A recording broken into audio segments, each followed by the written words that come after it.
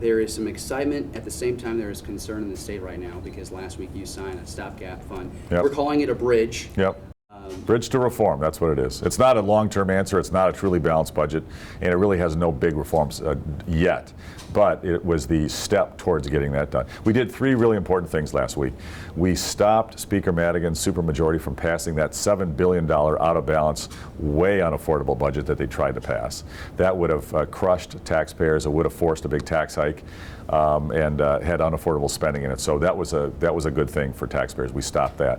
Number two, we got our schools open with more money on time at an affordable basis, and without having to bail out Chicago public schools. Speaker Madigan and his supermajority were insisting that if schools were going to open, there had to be a lot more money. They wanted $500 million more for Chicago public schools. That would have been wrong. That would have been unfair to state taxpayers. We said no, we're not doing that. We did get Chicago a little bit more money, but we got all school districts some more money on a fair proportional basis. So that was a win for teachers and students and for Illinois taxpayers. So I feel good about that.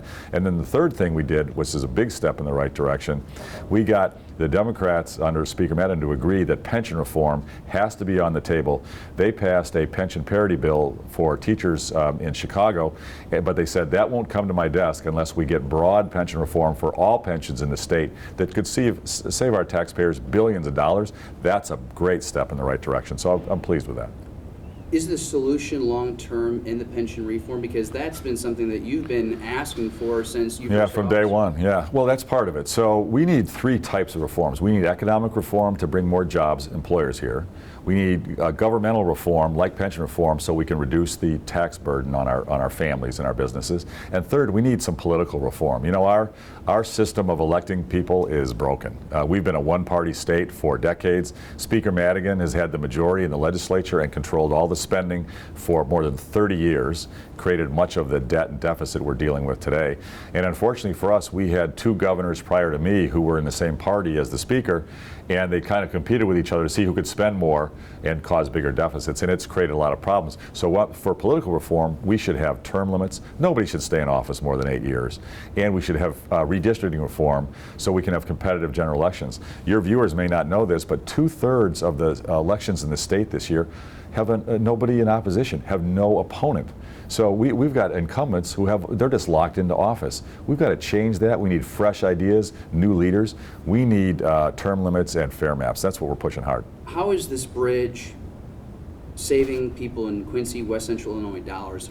Where are those dollars going? Yeah, it's definitely saving money. So Speaker Madigan tried to force a much higher level of spending in a $7 billion out-of-balance budget. We stopped that. We said no. And the current spending level, we're still not in balance, and this is my frustration, but we'll get there. But we're spending a lot less in everything other than pensions. Pensions are the one thing that I can't, that's sort of locked in, that and debt. So we're trying to get pension reform. But everything else is spending at a lower rate than what the General Assembly was trying to force through under Speaker Madigan. And this is connected to not raising taxes for the... That's right. Many people, Speaker Madigan came out last December and said he wants the income tax to start off going back up to 5% and up from there. That's not the answer. We can't tax our way out of our problems. I said in a compromise, I'll negotiate some new revenues if that has to be on the table. I will do that. But I'll only do that if we solve our long-term problem. We need more jobs, more economic growth. We got to get property tax relief from the highest property taxes in America. We need pension reform and political reform with term limits. If we get those things done, I'll get a balanced budget with some new taxes. All we have to do is look at a state like New Jersey or Connecticut or many others and look and see they've already put in high graduated income tax. New Jersey's like us, they have really high property taxes, but they've already got a very high income tax that's graduated, one of the highest in America. They can't fund their pensions. They can't balance their budget because they haven't done the structural reforms to solve the problem. That's what we got to do. You mentioned many times in the past you do not want to bail out Chicago schools. You want to be faithful to schools across the state. Treat everybody fairly. How are we doing that for Quincy Public Schools? So we got Quincy schools more money. And we're going to get more money every year. A lot of people don't know this, but Speaker Madigan's majority in the General Assembly cut school funding below the foundation level 4 times in the last 10 years. Almost every other year, they've been cutting school funding from the state. We are now the worst state for funding schools of any in America. We're 50 out of 50, dead last. I ran for governor to do 2 things: get more jobs here, a lot more economic growth, and to get the best schools in America. We can't have the best schools in Quincy or Adams County or anywhere in the state if we don't support them properly. And I've said last year I wanted more state money for schools. The General Assembly passed an out-of-balance budget that I had to veto, but I made sure to sign the school funding part because I wanted more money for the schools no matter what. And I said this year I want more money as well, and we got that done. Can you define the exact number of dollars that this bridge signed off on last week? The exact, well, here's the challenge for us.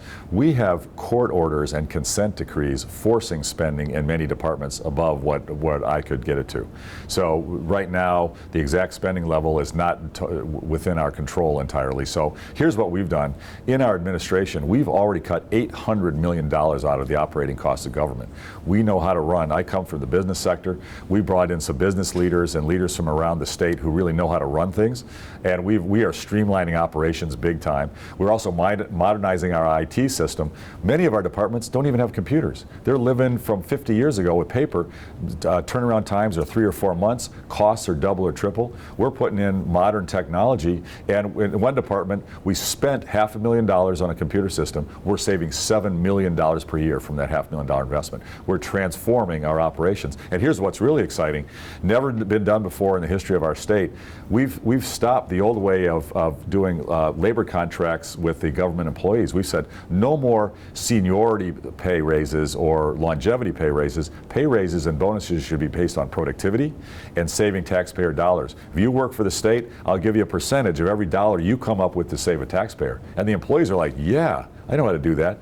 The union leaders so far have said no, but we've got 18 unions that have agreed and we've signed contracts. Now they're getting bonuses based upon taxpayer savings, not just seniority. It's transforming the way government's being done. You mentioned you're from the business sector.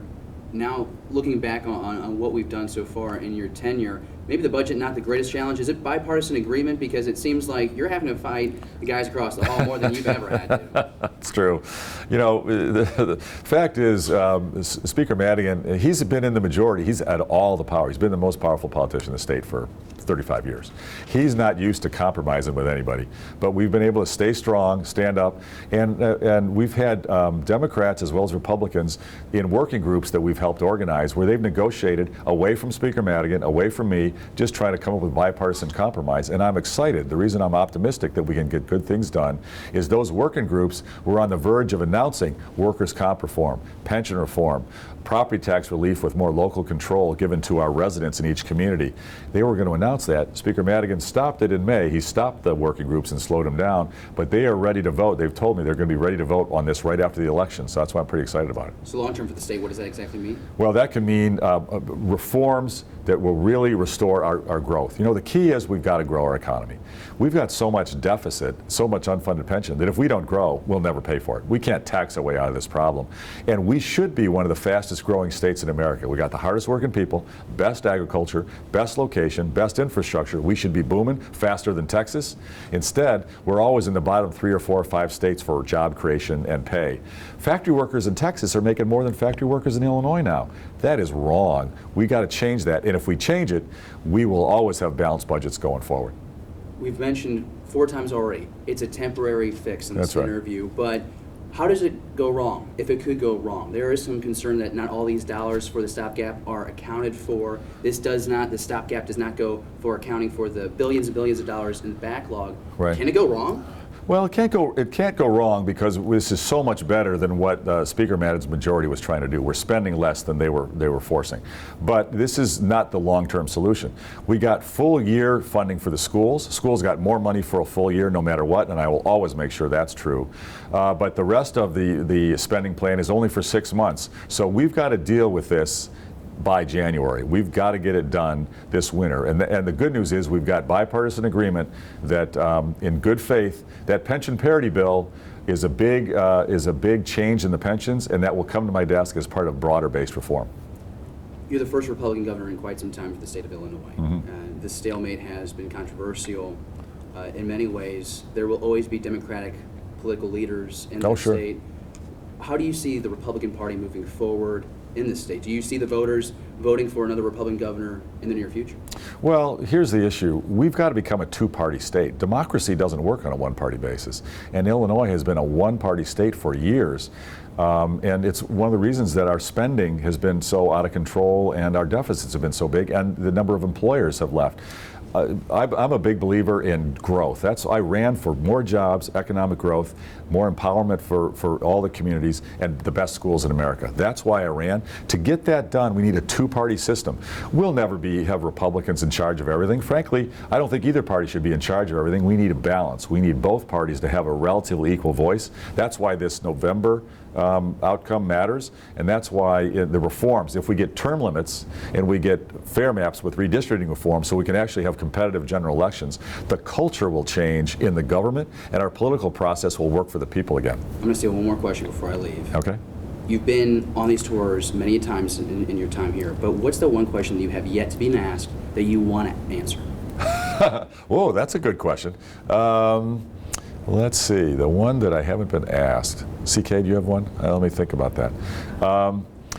You know, the one that I got asked this morning, and I realized that it's a great thing to talk about, that I've never, for a year and a half, I've never been asked, is what would I do differently over this past year than what I've done? And it's really helping meet with you and other leaders in the media and around the community, explaining the detail of what we're fighting for. Because we're so busy changing the government and fighting in workers' comp inside the legislature, I haven't been out enough in the media educating the people about what's at stake. Because your average voter doesn't even know what workers' comp is. Your resident, your average taxpayer doesn't know. We've got to get people informed of what's at stake here. Caterpillar is one of the best employers in America. They love Illinois, they're loyal, they've got billions invested here. I just left them in Peoria. They told me workers' comp costs 5 times as much in Illinois as it does in the other states where they build their equipment. They can't compete here and they're growing their jobs out of the state. I hear that from manufacturers all over.